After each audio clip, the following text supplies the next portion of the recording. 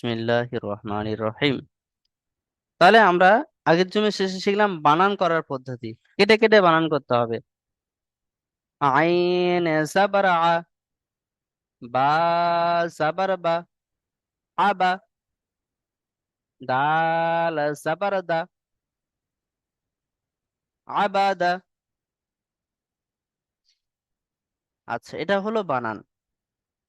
Ezra কি? আইনের উপরে জাবার আছে, ভালো করে বুঝে নেন ইজরাটা। আইনের উপরে জাবার আছে,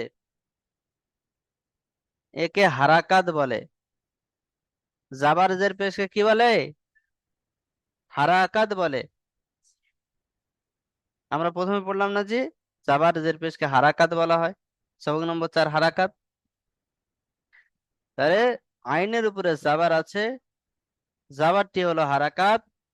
হারাকাতের পড়া তাড়াতাড়ি পড়তে হয়, টান দেওয়া নিষেধ। আমরা যে উপরে আইন জাবার হামজা জাবার বাজার বা পড়েছি, কোনোটা টান দিয়েছি? শুধু যেটা পড়ার নিয়ম সেটাকে গুছিয়ে বলা, এটার নাম হলো ইজরা।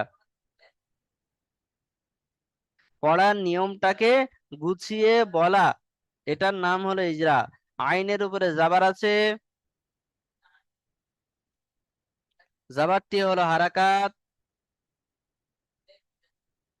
হারাকাতের পড়া তাড়াতাড়ি পড়তে হয়, টান দেওয়া নিষেধ। এটা মুখস্থ করতে হবে সবাইকে। বায়ের উপরে জাবার আছে, জাবারটি হলো হারাকাত।